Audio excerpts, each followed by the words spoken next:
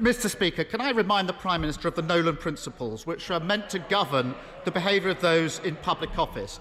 They're these: selflessness, integrity, objectivity, accountability, openness, honesty,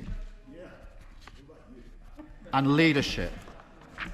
Instead, what do we get from this Prime Minister and this Conservative government? Dodgy contracts, jobs for their mates, and cash for access. And who's at the heart of it? The Prime Minister, Major Sleaze, sitting there. Mr. Speaker, meanwhile, he talks about priorities. Crime is going up.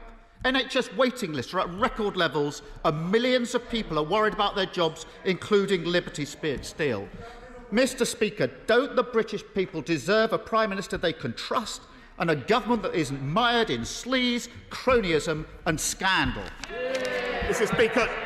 Speaker, last week he came to this chamber and he attacked me for talking to James Dyson about ventilators, where we're now sending ventilators to help the people of India. And the following day, Mr. Speaker, the Labour front bench said that any Prime Minister in my position would have done exactly the same thing.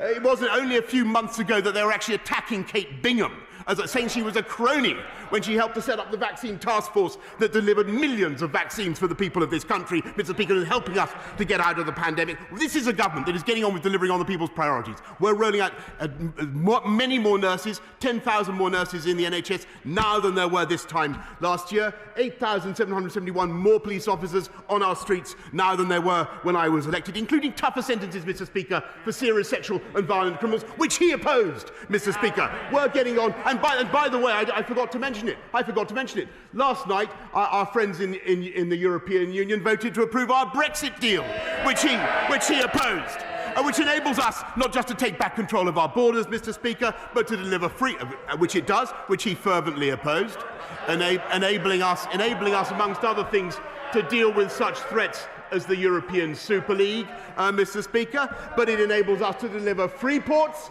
in places like Teesside, and above all, taking back control of our country has allowed us to deliver the fastest vaccine rollout in Europe, as he well knows, Mr. Speaker, which would not have been possible if we'd stayed in the European Medicines Agency, which he voted for. Mr. Speaker, week after week, the people of this country can see the difference between a Labour Party that twists and turns with the wind, that thinks of nothing except playing political games, whereas this party gets on with delivering on the people's priorities, and I hope that people will vote Conservative on May the 6th.